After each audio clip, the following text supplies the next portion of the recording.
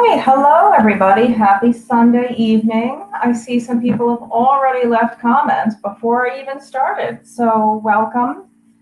I am using a different computer because my computer is not cooperating lately, and this computer has a very noisy fan. So if there's some buzzing coming through, my apologies. I cannot control that. Hopefully it's not too distracting if it's coming through.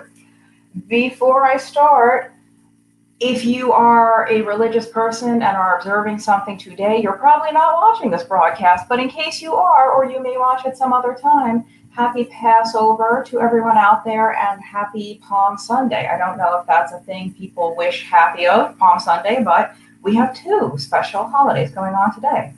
All right, so this is just another AMA, all keto questions. Welcome, questions about nutrition and health and food in general, and of course, questions about my upcoming online course on breaking fat loss stalls on keto. And let me just drop a quick link in there so you can all find that. Let's see, here we go. So it's at the website adaptyourlifeacademy.com. Just click on the Stall Slayer and you will see that course. So, and I will talk a little bit about what exactly the course covers in case people still are not, you're kind of on the fence, you don't know about it. But first, I will check out the questions that you guys are submitting right now first.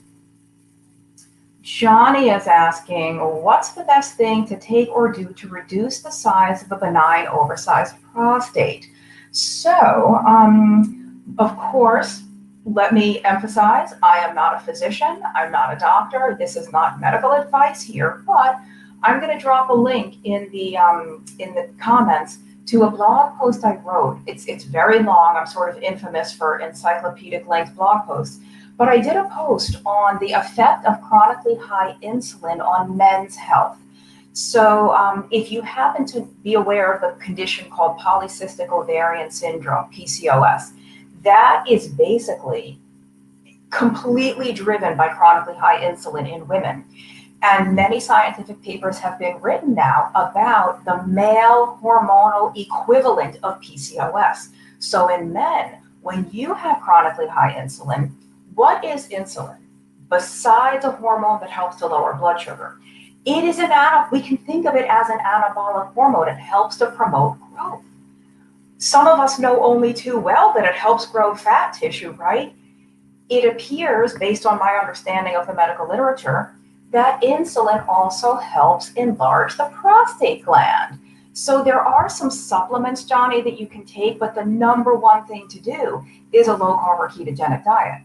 Now, I'm not aware, unfortunately, of any clinical trials yet that have been done specifically looking at the effect of keto on an enlarged prostate, but being that chronically high insulin can increase the size and increase the growth rate, meaning the speed at which the gland grows, then anything that we can do to bring the insulin down should in theory help. But let me drop a link so you don't miss that. So like I said, there are some supplements that can help, but I really do think that the most effective thing is going to be the diet. Other than that, there's some very unique botanical compounds that have been shown to help, and honestly, I don't remember what they are. But that's where I would start, is with a diet that corrects that chronically high insulin. And again, not medical advice. Cindy is asking my thoughts on moringa for lowering blood glucose. So I have heard of moringa. I've seen moringa powders at the store. I honestly don't know anything about it. I haven't looked at research on it as to whether or not it can control blood glucose. Here's the thing though, whenever I get questions about, what's the best supplement for X? What should I take for X? In most cases, the diet, a ketogenic or low carb, or even a paleo diet, any type of version of some type of carbohydrate reduction is going to do the vast majority of heavy lifting. Supplements are just that. They are supplemental to what you are already doing with your diet and lifestyle. So even if there are some supplements out there that can help, what kind of effect would they have in the absence of a low carb diet? It's like just popping this one little magical pill going to do a whole lot? Maybe, but probably not. So the diet alone is going to have the massive effect, and maybe these supplements can help a little bit.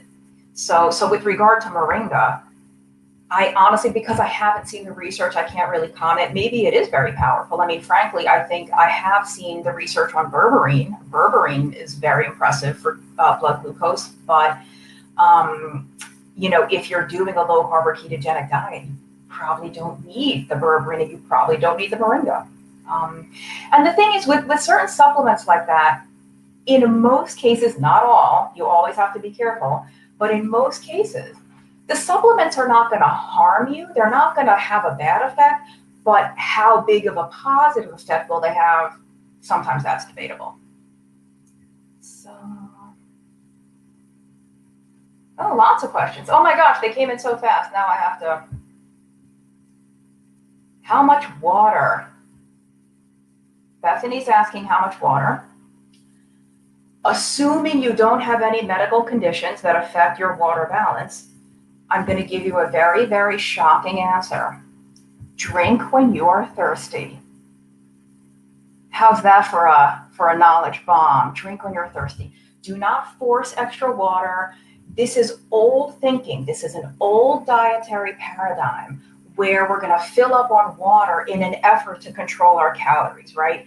So when you're really hungry, instead of eating, don't eat food, just fill up on water. No, that is old diet restriction mentality. On keto, we don't have to have that mentality. In fact, now, when you're thirsty, do drink. Don't skimp on water, but you don't have to use water as a tool to fill up or to eat less. Drinking more water does not raise your metabolism. I don't know where that came from. In fact, an issue on keto might be drinking too much water. There is such a thing as too much water. And somebody is asking how to balance electrolytes. So those two things go hand in hand. On keto, it is very important to get more salt, more sodium, sometimes more magnesium, depending on the situation. And the reason for that is that insulin, again, it's not just a blood sugar hormone. Insulin has a big effect on how your body retains and deals with electrolyte minerals like sodium, magnesium, and potassium. So when your insulin levels are much lower than they're normally used to being, you are going to excrete a lot more sodium, which is why most people on keto can benefit from very generous use of salt. So that's how to balance the electrolytes. Don't drink so much water that you're just flushing everything out. Make sure you're getting more sodium, especially if you work out and you sweat a lot. You really, really need to replace that salt. Don't be afraid of salt. If you have hypertension or you have some other sodium sensitive issue, be careful. Talk to your doctor about what you need to do and how you need to balance that. But in general, I don't give any specific quantity recommendations, like you need this much salt or this much magnesium. Some people don't need any extra.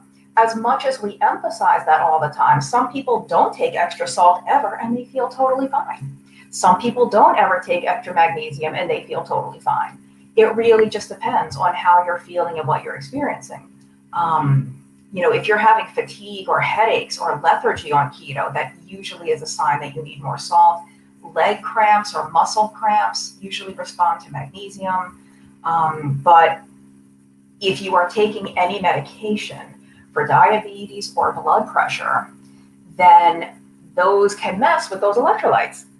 And so you need to make sure you're working with your doctor to understand whether is this an issue from the diet, or is the diet maybe already starting to correct your health problem and you're over medicated now and you need to cut back on. So a lot of the signs and symptoms, like the problematic, troublesome things that people attribute to keto, are actually coming because you're still taking the medication you needed when you were eating 300 grams of carbs a day. Now you're eating 20 grams of carbs a day, or maybe even 50 or 80 grams. And that medication is now a mismatch for the fact that your health is already getting better from the diet alone. All right, so many questions. Let's see. So that was the electrolytes and the water. What can I eat? Charlotte is asking, what can she have for breakfast that doesn't involve eggs? You know, I have a blog post for everything, guys. Nobody reads blogs anymore, but you should, because blog posts, I'm going to drop a link for a post that I wrote that was about this exact issue.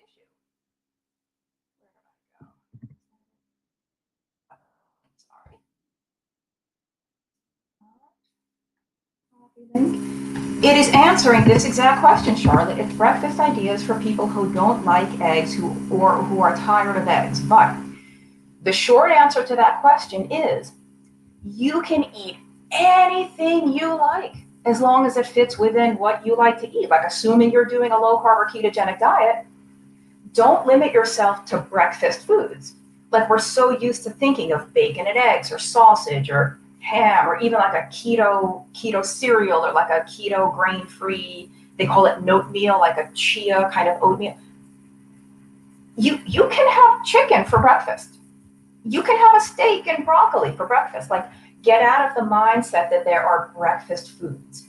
You know, I can almost guarantee that many people watching, myself including, back in our former life, in our higher carb dieting days, how many times did you have cold leftover Chinese food for breakfast?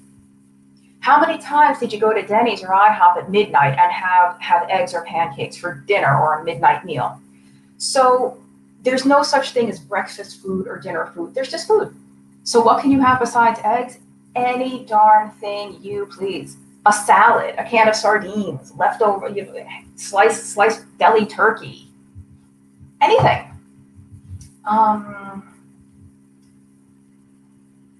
Somebody is asking for tips on knowing how to balance sodium and potassium. I can't recommend anything without knowing more about the specifics of your symptoms and medications you're taking, because so often when people are feeling weird with electrolytes, they're on a blood pressure or diabetes medicine. Not always, but often. And remember, some people don't even need any extra salt or potassium and magnesium. Some people do just fine just eating food. So it's, unless you're experiencing problems, you're probably fine, and I wouldn't even worry about it that much. Debbie is asking about peanuts. So peanuts botanically are classified as a legume. They're more like a bean as opposed to a nut. And she's saying, can we have them? The answer to the question, can I have blank, is, I don't know, can you? If you can eat it and still get the results you want, and assuming you're not allergic or sensitive, you can have whatever you want.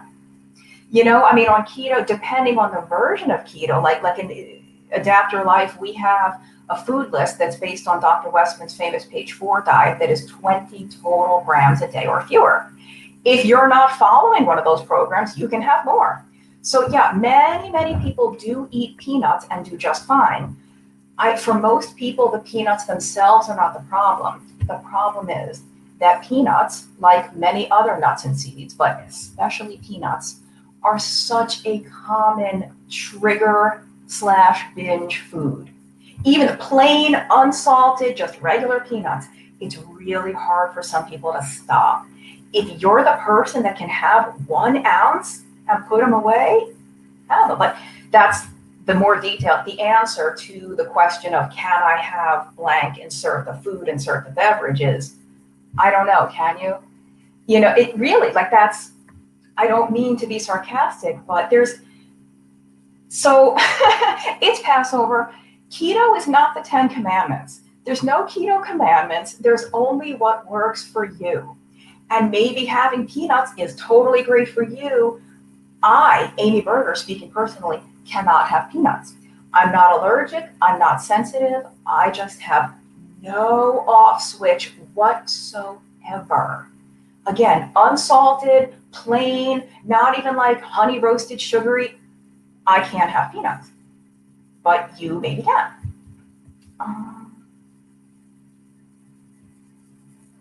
Kathy is asking for the best ways to increase insulin sensitivity.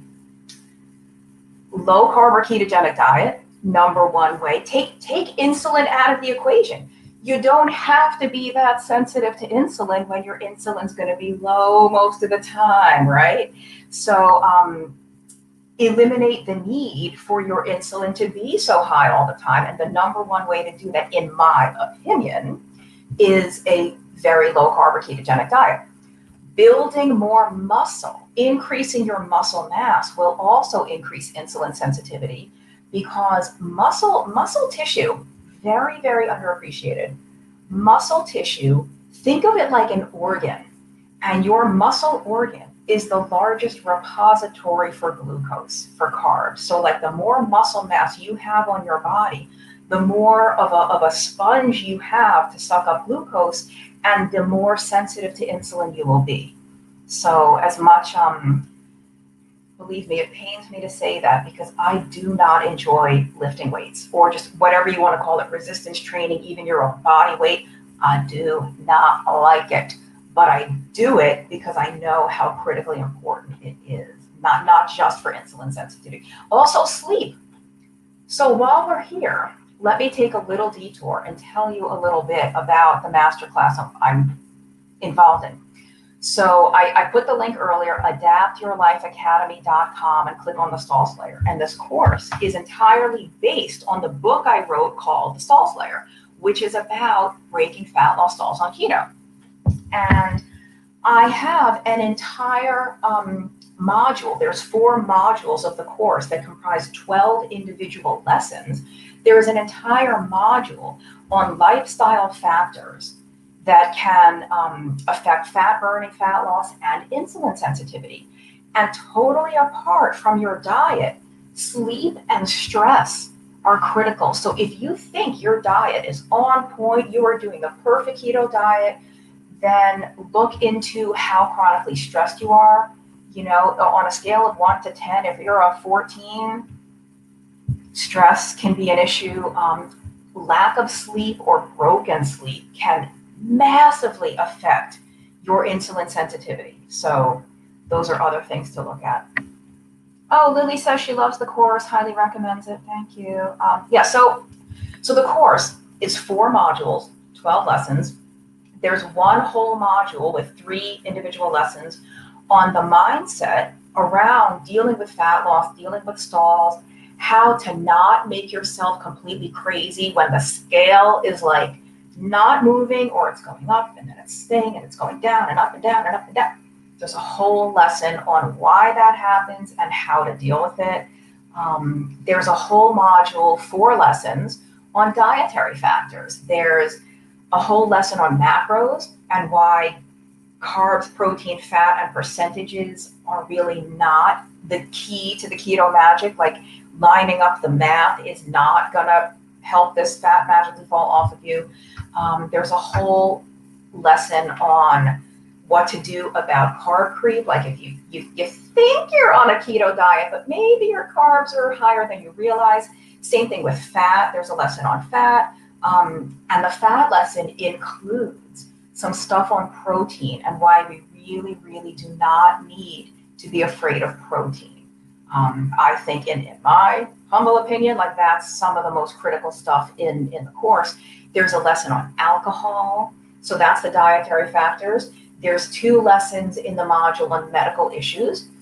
One lesson covers medications that either cause weight gain or make it more difficult to lose weight. And there's a whole lesson on thyroid.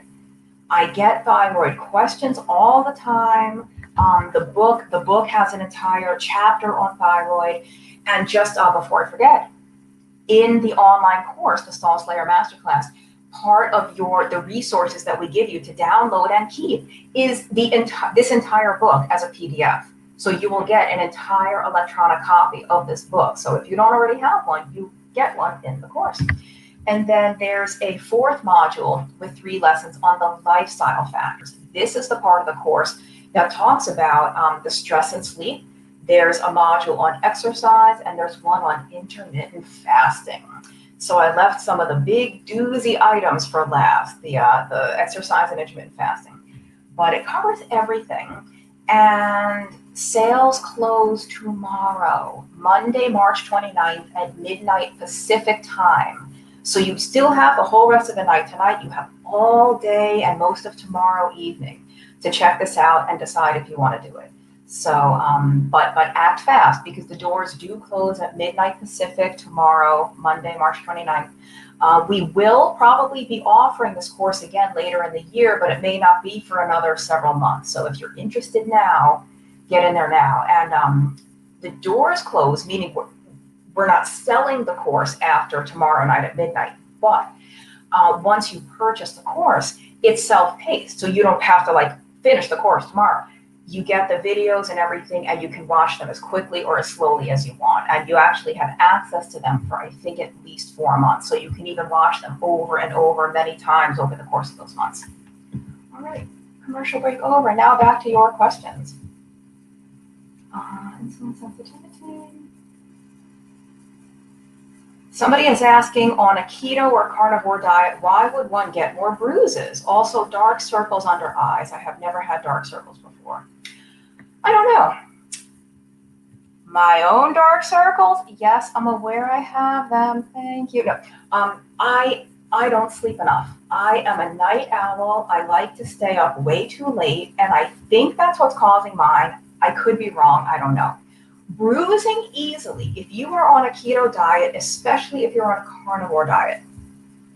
I'm going to say something that's very unpopular right now, but I'm just going to give you my first thought. Just take some vitamin C supplements. I know that the carnivore proponents have a lot of arguments as to why vitamin C is not needed on a carnivore diet, or why there are some very small amounts of vitamin C in fresh meat products, but that might not be enough for you. And easy bruising, easy bleeding it could be low vitamin C. I'm not saying it is. You might want to just try some vitamin C supplements for a period of time and see what happens. I know that's unpopular, and clearly plenty of people are thriving on carnivore with no supplements. That may not be true of everybody. Some people might need a little extra help. So Scott is asking about thyroid. Let me read this. So asking about Hashimoto's, I would, if you're not satisfied, Scott, find a new endocrinologist, find a new doctor. Oddly enough, keto seems to be very helpful for people with the autoimmune thyroid issues. Now, not all thyroid problems are autoimmune. Hashimoto's is the autoimmune low thyroid. Graves' disease is autoimmune overactive hyperthyroid. I would get a second opinion if you're not satisfied, or if your daughter has other issues that you think keto or just lower carb might help. Keto is fine for children. And so anyway, yeah, people with autoimmune thyroid problems seem to get much better with keto. So she could try that if you think she'd be willing to. Cheryl is asking how to get triglycerides down. Cut back on sugar and carbs, and your triglycerides are still high. I'm not sure, because that is definitely the number one thing. If you are an alcohol drinker, I would eliminate or cut way back on alcohol. I think that can affect the triglycerides. You said you cut back on sugar and carbs. I don't know how much cut back means. Maybe you need to cut back more if you're still kind of low-ish carb, but maybe you're eating too many carbs for your own sensitivity. I've heard, and I don't know if it's true because I haven't looked into it much, but overdoing fat in some people can also mess with triglycerides. So if you're one of the people that has been on the protein fear train, if you've been afraid of protein, you've been really kind of restricting protein because you're afraid that it's going to affect your insulin, it's going to take you out of ketosis, and you've been erring on the side of a lot more fat, shift that a little bit. Don't go so crazy on the fat and eat more protein and see what happens. But other than that, I'm not really sure.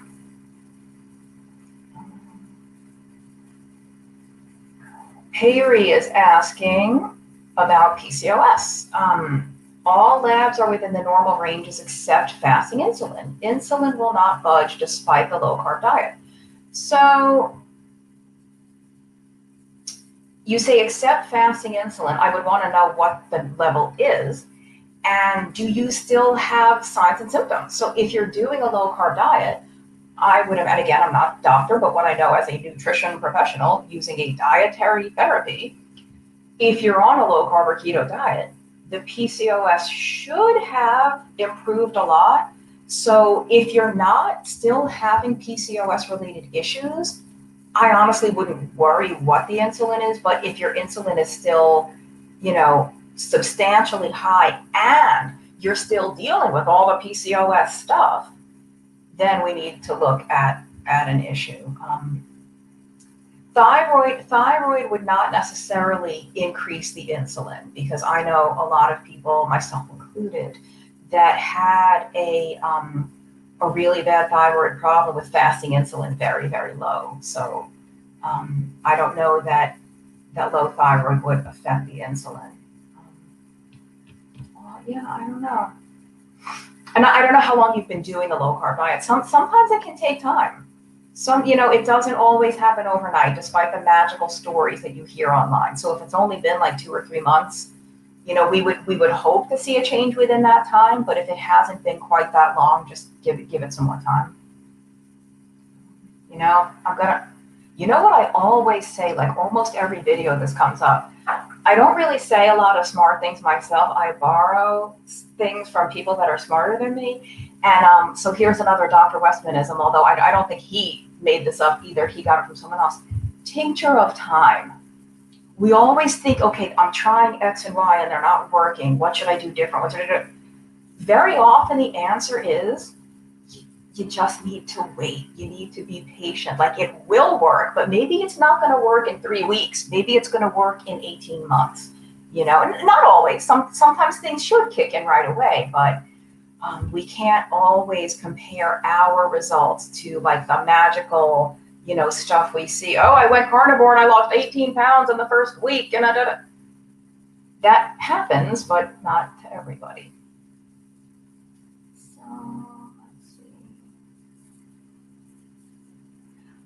Mark has a great question. Mark is asking whether it's better to like gradually work your way down in carbs to keto, or should you just go cold turkey? So this is something that Dr. Westman and I wrote about in our book, End Your Carb Confusion, which is available on Amazon.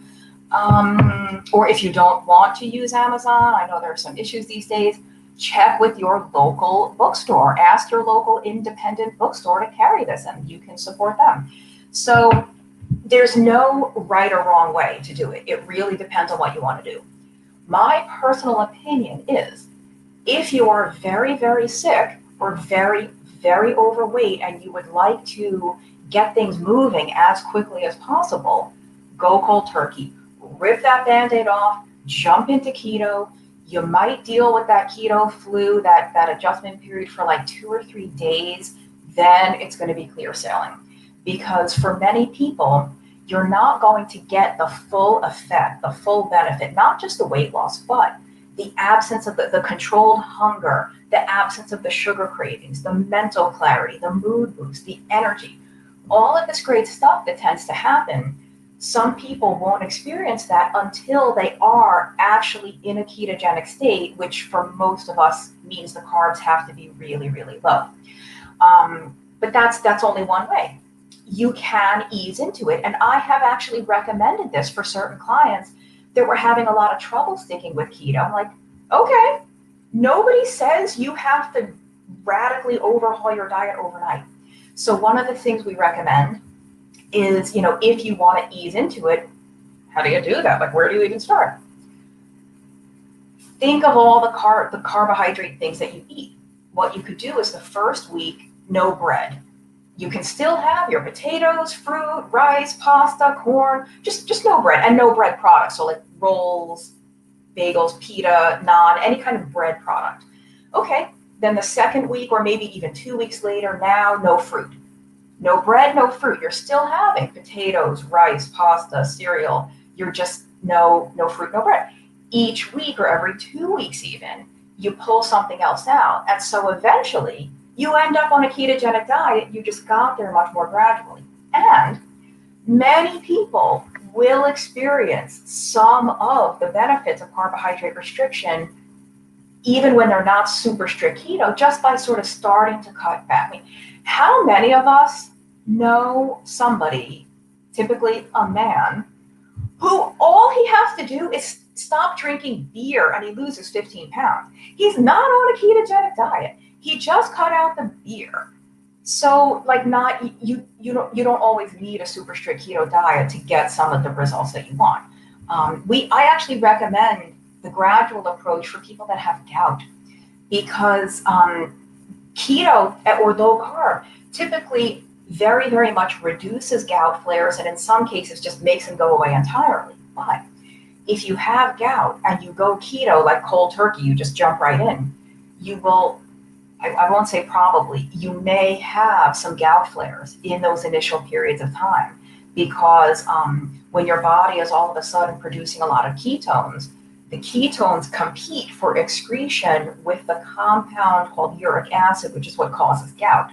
So when all of a sudden you have all these ketones, your body's going to get rid of the ketones and hang on to the uric acid, which may cause a gout flare. But that would be less likely to happen if you ease into it. So that's the really long answer to a very short question. There's no good or bad. I prefer that people just jump right in, but if somebody's not ready to do that, they don't have to. And of course, anyone taking medication for diabetes, whether it's type 2 or type 1, or for high blood pressure, you can jump right into keto, provided that you are working with a medical professional who can help you adjust your medication. Don't do that by yourself without telling anybody if you're taking those meds. We always have to put that disclaimer. Susan is asking a critical question that I talk about in the Stall Slayer course. She says that even if, when the scale weight isn't changing, as long as you're sticking with the plan and eating the right foods, that your body is changing on the inside. She says, can you explain how the body may reshape and not lose weight? So again, I probably talk about this in at least 2 or 3 of the lessons in the course. But the most obvious thing that happens is that you could be building a little bit of muscle and losing fat. So this means that your shape is going to change, your physique is going to change, but your scale weight might not change at all, because your weight is the same, but more of that weight is muscle and less of it is fat than it was before. And I do honestly think that's true, even if you are not lifting weights and purposely trying to build muscle. I think in some people, just the fact of eating more protein can have a little bit of a stimulus effect on muscle building and on bones. This is another reason why your scale weight might stay the same or possibly even increase a little bit, but your physique is changing in a way that you like. You're getting smaller or more toned or shapely, whatever you want to call it. Megan Ramos, who some of you know from their fasting program, she has told a story of a client of theirs who was an older woman, like a postmenopausal woman. She was following their diet to the letter. She was very diligent about all of it, doing all the right things. And she was so upset and frustrated because she was gaining weight. Well, this woman happened to have osteoporosis, and Megan has a lot of experience with all different kinds of clients. And she said, look, you're doing everything right. There's got to be a reason for this weight gain. Why don't you get a scan? Let's get a body composition scan. Well, lo and behold, the woman had been rebuilding a lot of her bone mass. So you absolutely, truly cannot judge everything by your scale weight. You could be gaining weight for a very, very good, important reason. And you might think that you're doing something wrong or you're failing or the diet isn't working because your scale weight isn't going down or it might even be going up. So I almost wish scales had never been invented. They cause way more harm than good. They cause way more emotional damage than anything positive that they do. But that's, again, the long answer to a very short question. You know, people will say, oh, let me just ask you a quick question. The questions are always quick. The answers are never quick. Eileen has an excellent question. I'm going to drop a few links into the comments. She is asking if there are listings, clearinghouses of keto-friendly medical and or nutrition professionals. Yes, there are. There are actually many of these. Let me, I'll post a couple of them. I'm going to grab them. But yes, there are. Thank goodness. There are listings. And you can usually search on all of these by your zip code or geographic location or something.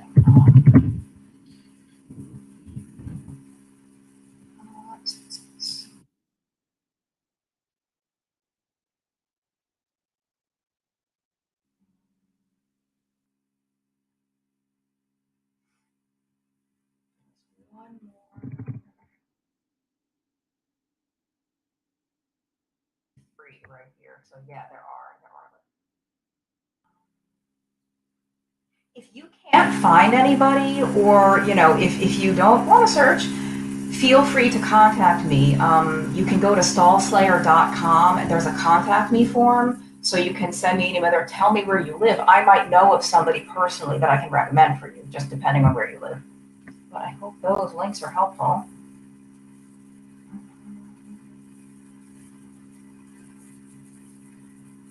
Deborah is asking, is it possible to not eat enough? When I see the pics and posted meals, I do not eat near that amount. Not meaning to compare, just wondering, am I slowing down my metabolism by not eating more? Would I lose more if I ate more? So this is a really common question. And I always hesitate to give any advice when people ask about fat loss or weight loss when I don't know their starting weight.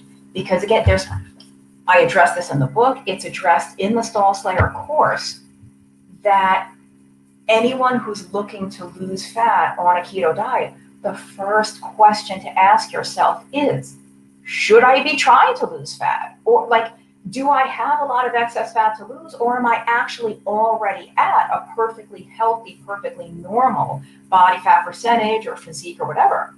So I hesitate to say anything about the amount of food because I don't know what you're eating now. If you're satisfied, as long as you are not deliberately skimping on food, I don't think you're eating too little. Your body will eventually get to a point where if you are eating too little, you'll get hungrier. So I think one of the nice things about keto that makes it different from other ways of eating, especially other ways of eating when you are deliberately trying to lose fat, is that on other ways of eating, you kind of have to count calories and measure your portions. And I'm at the end of my points. I'm at the end of my calories for the day. I'm not allowed to eat anything else because I'm at the limit. Keto is really all about resetting your understanding of hunger, relearning how to listen to those hunger and appetite cues. And so if you're eating to satiety, meaning whatever amount of food you're eating is filling you up and satisfying you, I wouldn't worry too much about eating too little. There is such a thing as a metabolic slowdown. It does exist, but I don't think it happens just from under eating on keto. You have to undereat and be under a ton of stress, be doing a ton of exercise. There will be an internal hormonal correction where your body will eventually get to the point that it won't let you do that. It won't let you burn through so much energy when you're only taking in such a tiny amount. But I hope that's not clear as mud, as they used to say when I was in the military. Is that explanation, did that confuse you even more?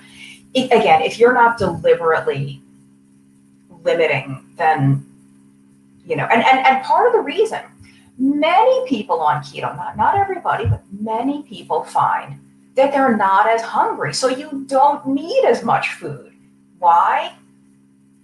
Well, part of the reason keto works so well for fat loss is that when your insulin is low, and as long as you're not overdoing dietary fat, you're eating all the time. Even when you're not actually putting food in your mouth from the outside, internally, your cells are eating your stored body fat. So of course you're not as hungry. You're all internally, you're already eating. So hopefully that makes a little more sense.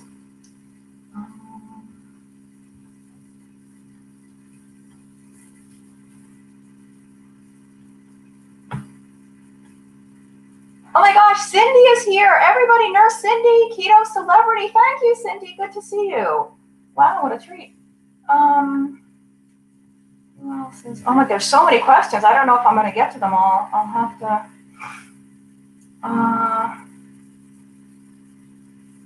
When I try keto, my seborrheic dermatitis becomes horrible. I don't know anything about that condition, so I hesitate to comment. But I wonder if that may actually be related to the keto rash, which I also don't know that much about, but some very, very rare, but it happens. When some people go keto, they get like a weird skin rash. So what I've heard most about that is it goes away. So you just kind of have to wait till it goes away. But Nathan, you might be in a case where you're better off easing into keto, cutting those carbs gradually and seeing if that still triggers that skin issue, or if maybe just going more slowly into very low carb, that might help your body adjust in some way. Zero Connie has a question about high fasting blood sugar. Again, blog post to the rescue. You guys need to read my blog if you're not. I know blog posts are hard to read. I know everybody likes to watch videos, but I'm going to drop a link right now to a blog post I wrote about why blood sugar can often be higher on keto. And it's not always a problem. I'm not always automatically concerned if somebody has a slightly higher blood sugar on keto. Now, if you're talking 200, that's an issue. 105, 110, again, everything depends on the context. But Connie, give that blog post a read. I think it will be helpful for you.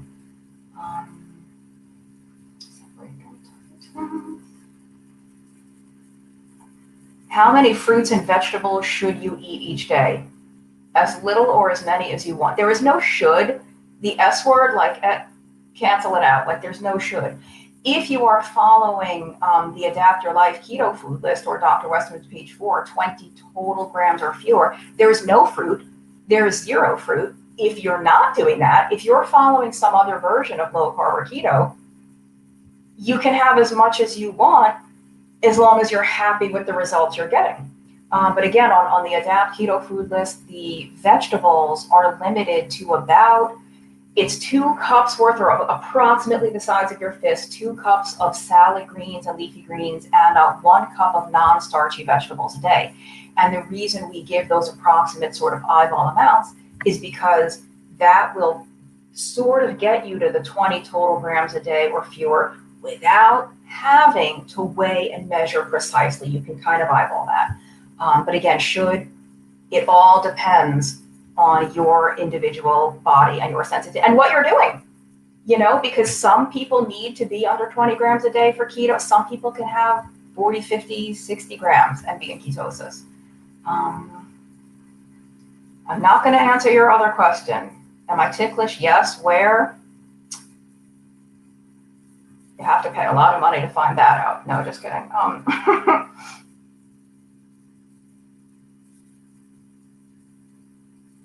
Mary Jones. Hey, Mary. So Mary's a friend of mine. Thanks for being here. She is talking about doing an oral glucose tolerance test after being low carb for a year. My first piece of advice is don't do it. Mary, I know you personally. I know your situation. I have no idea why you would even want to do that. I would not ever recommend an oral glucose tolerance test unless there is some really pressing need for it. I would not recommend that for you at all. However, if anyone watching this for some reason wants to drink 75 grams of glucose, if you want to do that, but you've been on a low carb or ketogenic diet for a while, you have to carb up. We know this in the low carb and keto world. You have to get your body reacclimated to burning carbs. The recommendation I've heard from some of the physicians I trust is that you should eat between 100 and 150 grams of carbs a day for about a week before doing an oral glucose tolerance test if you have been on a low carb or ketogenic diet for a while, because your body doesn't need the glucose. You have been running on fats and ketones for so long that when you drink this giant load of glucose all of a sudden out of nowhere, that glucose is going to stay in your bloodstream, and your blood glucose is going to go crazy high, because the rest of your cells are like, whoa, what is all this glucose? We have so much fat and ketones. We don't need that glucose. Let's just let it hang out in the blood for a while. So you have to carb up and get your body acclimated to that. Again, I wouldn't do it. I would not do it. Tina is asking about my take on the lean mass hyperresponder. So this is, can I give like a 60-second answer to this? Those of you who are not familiar with the term lean mass hyperresponder, I think that it was actually coined by my friend Dave Feldman, who is a citizen scientist. He's not a doctor, but he does a ton of research into cholesterol. And his website is cholesterolcode.com. And the lean mass hyperresponders are these people who are very lean. Oh, sorry, there's just like a monsoon out there. I just heard all this noise. It's actually the rain. Oh my gosh. I was like, what's going on out there? It's a huge storm. Okay. Anyway. These are people who are very, very lean. They tend to be very, very athletic, but not always. Very, very lean, very low body fat, and hyperresponder, meaning when they go on a low carb or ketogenic diet, their cholesterol skyrockets, like 400, 500 and higher. LDL, now their HDL tends to be high, like 100 or more in that ballpark. The triglycerides tend to be very low, but the LDL, that cholesterol that terrifies all the conventional cardiologists, it can be 200, 300 all by itself. And Dave is actually getting funding now for research into this, because we don't know what the meaning of this is. In all of these lean mass hyperresponders, just like in many other people who go keto, who would not necessarily be considered a lean mass hyperresponder, like me. I'm not a lean mass anything. I'm just like a normal weight keto dieter. But, if your cholesterol goes high, what if your blood glucose is totally great, your insulin is great, triglycerides are great, HDL is great, all inflammatory markers are great, B12, everything's, C-reactive protein, homocysteine, all these things that we look at, everything is dynamite. People would kill to have your blood work, but the cholesterol is sky high. What do we make of this? Most of us are not that concerned, including physicians I know, including some cardiologists. But the real truth is we don't know for certain. So my take on it is, I don't really care that much, but I'm not a doctor, so I'm not giving anyone medical advice. I don't think it's that big a deal, but I also think most of the lean mass hyperresponders could, if they wanted to hedge their bet for some reason, just to make sure, they could bring the cholesterol down pretty significantly just by increasing carbs a little bit. They don't need to have 200 grams a day, but 60 grams, 75 grams, rather than like 0 grams or 5 or 10 grams. There are many of these people doing very strict ketogenic diet who don't need it. They can do just kind of like a moderate low carb diet and still have all of the benefits, still have that same great blood work, but bring the cholesterol down if they want to. That's my thought on that. Carla is asking about vertigo. She went to the emergency room. She's a carnivore. So was it actually vertigo, or was it kind of that low sodium, there's a good chance that your blood pressure was, passing out or getting dizzy, feeling lightheaded, feeling fatigued? Is very often a sign that you need more salt or sodium on a carnivore or ketogenic diet. So if you are not already using salt liberally, increase your salt intake. Do not be afraid to salt that yummy fatty meat. And you don't have to use fancy schmancy gourmet salt. Any kind of salt is fine. If you want to use a fancy pink Himalayan blah blah blah salt, great. I will put in a little plug for a company that I have no affiliate relationship, no financial sponsorship. I just have met some of the people at the company, and they have been very, very generous to some of us in the keto world. Like at some of the conferences, they provide salt samples. They provide all the salt in little goodie bag. Real salt, Redmond's real salt, REDMOND, Redmond real salt. It's like an unrefined, but no financial kickback there. I just like the salt. But again, any salt is good because you just need the sodium. Okay, we're almost done. So I'm gonna remind you one more time of what's in the course, and then I will get to the last few questions. AdaptYourLifeAcademy.com, Stall Slayer Masterclass. I will put the link in one moment. And remember, you can only purchase this until tomorrow at midnight, Monday, March 29th at midnight Pacific time. The doors close.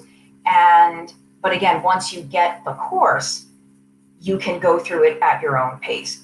We do provide 3 weeks of a private student-only Facebook group, which is why we have to end the sales at a certain period. We can't be inundated with like endless people coming in at all different points. We want to have a cohort that started at the same time. They're at the same point in the process, but you do not need to use Facebook to take the course. The Facebook group is just like an extra bonus for people that want more support and interaction with other people doing the class. If you don't use Facebook, you can still get all the help you need. If you have questions, if you need extra help, you just email us and we will help you. So you don't need Facebook. If you have questions about the course, if you're still not sure about it, you can email us at academy@adaptyourlife.com, academy@adaptyourlife.com, or just go to academy, adaptyourlifeacademy.com. I think there's a contact form way at the bottom where you can just write to us that way. And what else am I thinking? So you get the entire book as a PDF. You get the 4 modules, 12 total lessons, talking about the mindset, how to not make yourself neurotic about the scale, all of the benefits of keto, regardless of your weight or fat loss, all of the good things that are happening, even when you're getting really frustrated because the scale's not moving. Entire lessons about fat and protein, carbs, alcohol, dealing with the macro issue, thyroid, medications that interfere with weight loss, and all the lifestyle stuff, the intermittent fasting, exercise, stress and sleep. And there are weekly live Q&A videos with me, kind of like this, in the Facebook group. Once a week, I will be doing a live Q&A. Again, if you don't use Facebook, you won't miss the videos. You won't be able to watch live, but all of those Q&As will be recorded and they'll be sent to you by email the next day. So I know Facebook is a very touchy subject these days. If you prefer to avoid Facebook, you can absolutely still take the entire course and get all the videos. All right, back to the questions. Started carnivore, farm too. Oh, Jimmy, the answer to your question is yes. Those are great numbers. If you started carnivore last year and you were over 500 pounds and now you're almost under 400, first of all, you are a friggin' rock star. Hats off to you. That is incredible. I celebrate you. Yes, your glucose numbers right now are great. And they will probably only continue to get even better as you lose even more weight. But where you are now is dynamite. It's amazing to me. This way of eating, and I know I'm not always focused on fat loss, but we have someone who was over 500 pounds. This way of eating is so powerful. It's what can you say about it? Like it's one of those things that you can't appreciate unless you've done it and unless you've experienced some of this for yourself. That's great. What else do we have?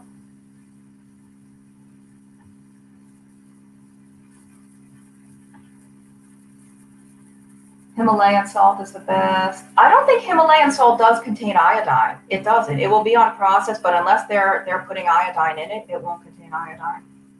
I don't think. I mean, maybe it will have tiny, tiny trace amounts naturally, but you'll have to see. Oh, thanks for the nice comments, Mary. She says the thyroid lesson alone is worth the course. Oh wait, Juanita Horton has a question.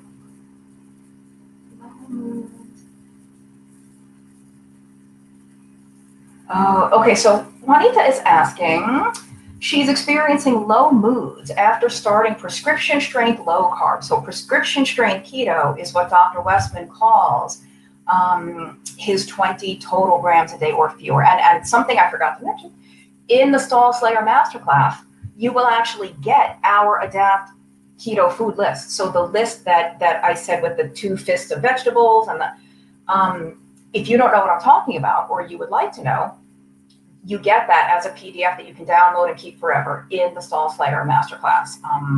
You will get our keto food list. So, and that's his, what he calls prescription strength keto versus like doing net carbs and doing this random whatever, cobbling together your own program from 50 different people that you follow on Instagram. Dr. Westman's program is the prescription strength. So she's having low moods and she realizes pandemic winter and other factors can contribute, but wondering how and if reduced carbs can affect gloomy mood, have eliminated diuretic and increased salt. Okay, so yeah, there are a lot of different things going on now. I think there are a lot of people experiencing low mood and other kind of mood and emotional issues right now that never had them before. And part of that is the pandemic. Part of it is, for some people, the isolation to whatever extent they are socializing less than they used to.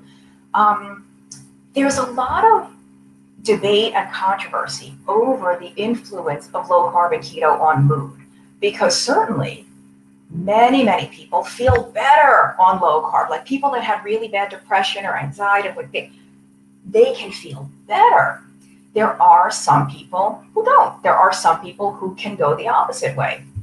And this, I guess, is believed to have some relation to tryptophan. And tryptophan is an amino acid that it's the building block for serotonin, which serotonin tends to be like, oh, the happy little mood chemical. But, you know, we also have dopamine. We have other neurotransmitters that help support a healthy outlook and a happy mood and all that. So it's not all serotonin. But there's some talk as to it's hard. Tryptophan has to compete with other amino acids to cross the blood-brain barrier, something to that effect. It tends to lose out compared to some of the other amino acids. And when you eat carbs, there's something about the carbs or maybe even the slightly higher insulin helping tryptophan to get into the brain. That's about as much as I know about it. I don't know. So could the carbs affect your mood? Yeah, it could. But, you know, I don't know where you live. So it may be you haven't gotten out in the sun in a long time. You know, we can't negate the impact of sunlight on us, the vitamin D. Trying to think of what else would do it. But thank you for mentioning the medication, because that is important. Like anyone out there, you know, if you have an issue, if you're taking medicine or you recently stopped or started, it's really important for somebody to know when you're asking them a question. So I appreciate you saying that, Juanita, but I'm trying to think of what else could be doing it. I mean, I do think if you don't need that prescription strength carb, you could try increasing 10 or 15 grams, or just a little bit, not like don't have a bagel tomorrow morning for breakfast, but, you know, a quarter cup of berries or even maybe a larger portion of the non-starchy vegetables you're already eating. There's other things too, though. I mean, you could get your B12 tested, but if you're doing keto, it's unlikely that you have low B12. I mean, there's other sort of things that can affect it. B6. So I can't give individual recommendations, but there are, for mood, I do think there is a role for certain supplements that can have a little bit of help. I wish I had a more definitive answer for you, but all right, I think I'm almost done with the questions. Anna says she's been doing keto and intermittent fasting for 9 weeks. She lost 35 pounds in 8 weeks, and now she gained a pound this week. So you've lost 34 pounds in 9 weeks is what you're saying. If I've done the math correctly, you've lost 34 pounds in 9 weeks, which is friggin' amazing. But listen, there's a whole chapter in this, there's a whole lesson in the course. Anna, what you're experiencing is 100% normal. You're not doing anything wrong when you are brand new to keto. Depending on how much weight you have to lose, depending on your starting size, it tends to come off very quickly at first, then it slows down, and you might gain a pound, stay the same, lose 2 or 3, gain, stay.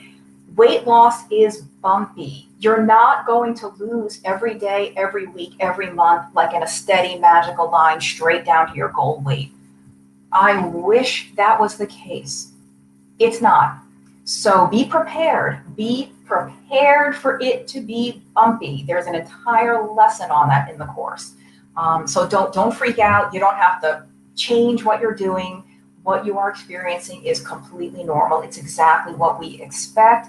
Just keep on trucking because you have lost 34 pounds in 9 weeks. Holy moly. Do I make funny faces when I get passionate about stuff?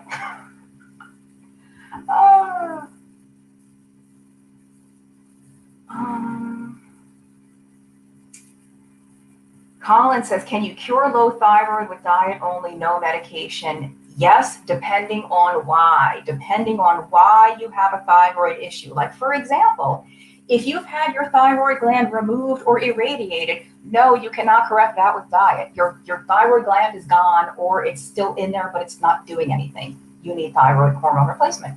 In many other cases, depending on the situation, you can correct it without medication, but not everybody can. Can the Stall Slayer be adapted to carnivore?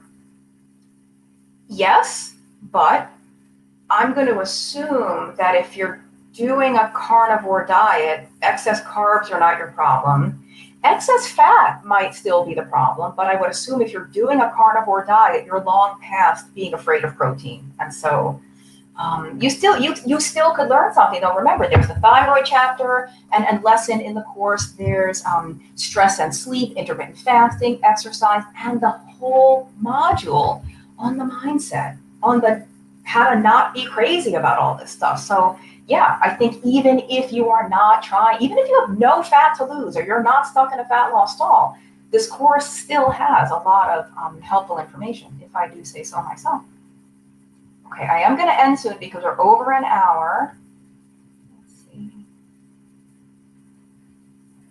I think we have a troll here. I'm going to ignore that.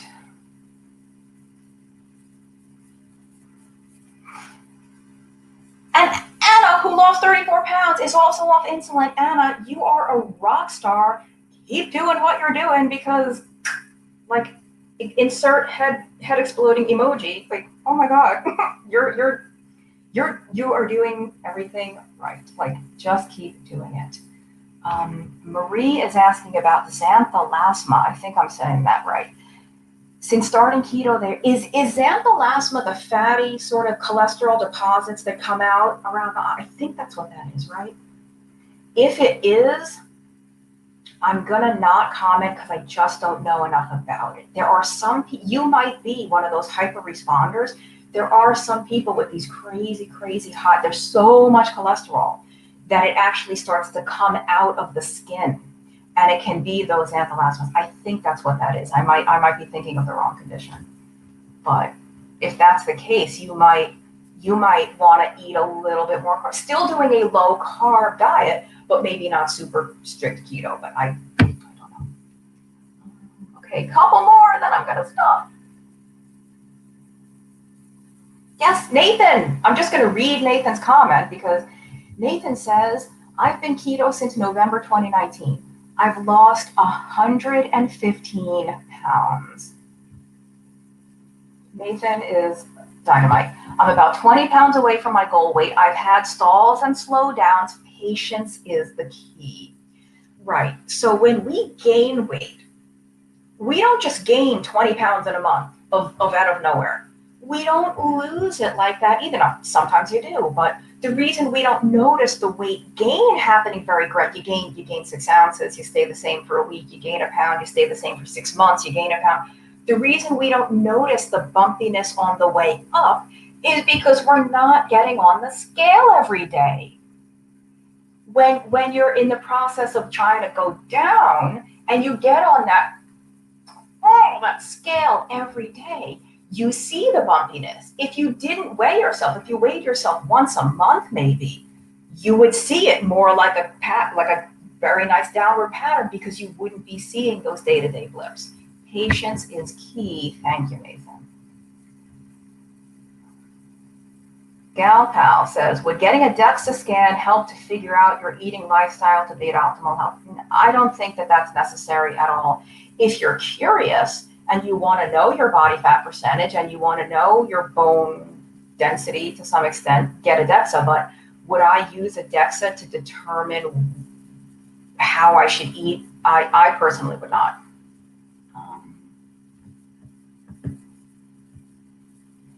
Anna says, okay, I'll ask the easier question first. These will be the last two. Heather says, how long does it take for high blood pressure to go down after starting keto? Already lost 32 pounds. This is like the weight loss rock star live show here. You people are amazing. So how long does it take for blood pressure to go down? It's unpredictable. Sometimes it can take a while. With keto and blood sugar, blood glucose tends to improve pretty rapidly. Not always. So if anyone out there watching hasn't had a super quick decrease in blood sugar, that's okay. Just stay the course. Blood pressure sometimes takes a lot longer. It can take several months in some cases. So if you've been doing keto a lot, usually if you still have more weight to lose, Heather, probably as you lose more and more of the weight, the blood pressure will also continue to come down. There are some people, though, who, for whatever reasons, still just have high blood pressure, even on keto, even when they're doing everything right. So I don't want to poo-poo, pharmaceutical medication where they might be necessary, or yet not making any individual recommendations. Sometimes magnesium supplementation can be very helpful for blood pressure, but I don't know your diet or your situation, so I don't make any personalized recommendations. But if your blood pressure is still high, don't feel bad. Don't feel like you're doing something wrong. Just keep at it. It will probably just keep coming down. Last question. I feel like sleeping every time I eat. I can't understand how. I'm just going to speculate here. Sometimes when we eat too much in one sitting, we can get very sleepy after we eat. And even on a ketogenic or carnivore diet, because a lot of the body's energy and blood flow gets diverted toward the digestive tract. And if a lot of that energy and stuff is going toward the digestive tract, it's not that your brain is ever deprived of energy and nutrients, but it could just be that your body's so focused on dealing with the food. If you're not eating a very, very large quantity and you're still having that, I don't know. I would look at what you are eating. Maybe you're reacting to something. Maybe there's an individual food that you're reacting to. But now, I guess I should have asked the most important question. Did you have this problem before keto, or is this a brand new problem? Because that would be important to know.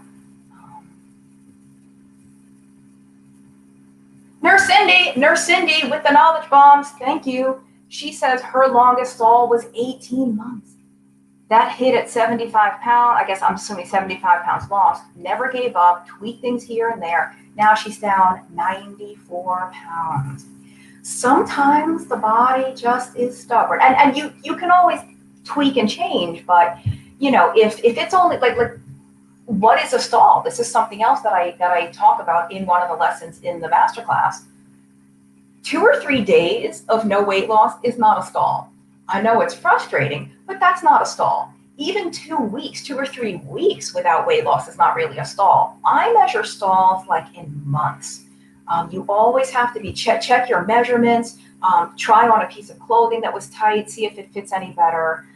Don't always go by the scale, but get patience. I know you want to lose weight yesterday, but what's the quickest way to lose 20 pounds? Cut off your leg, amputate your leg, and you will weigh less on the scale.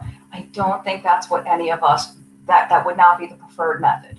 So you really just have to be patient. Oh my God, tenemos amigos en Argentina, en la Ciudad de Mexico. You guys know I speak Spanish, right? So yeah, we have people watching from Argentina and Mexico. That's awesome. I'm going to quit now because we are almost an hour and 15 minutes in. Thank you so much for being here. I do see a couple of other questions that came in, but I'm going to quit. If you really, really have a burning question, write to me through stallslayer.com. There's a contact me page. Check out the masterclass. It's so many of your questions are answered in there. If you are not interested specifically in a course about fat loss, then check out our other course, the Keto Made Simple Masterclass. It's at the same website. I'll put a link. It's at adaptyourlifeacademy.com, but just click on Keto Masterclass. And that course is actually taught by the man himself, Dr. Westman. And that is excellent for anyone who is either brand new to keto, or if you've been doing keto or low carb for a while and you're so overwhelmed by all the confusion and craziness out there, or you've been doing it a while and you're not getting the results you want. I mean, that's what the Stall Slayer is for, if your main goal is fat loss. But the Keto Made Simple Masterclass really brings things back to basics and can get you on the right path if you have no idea what to do anymore because you've listened to 50 million podcasts and you follow 86,000 people on Instagram and all that. So thank you so much. Happy Passover, happy Palm Sunday, happy ketoing, and I really hope to see you in the course. If you still have any questions that I have not answered about the course, don't hesitate to write to us, academy@adaptyourlife.com. That's the email, or you can just contact us through the website, adaptyourlifeacademy.com. I will see you some other time. Go enjoy the rest of your night.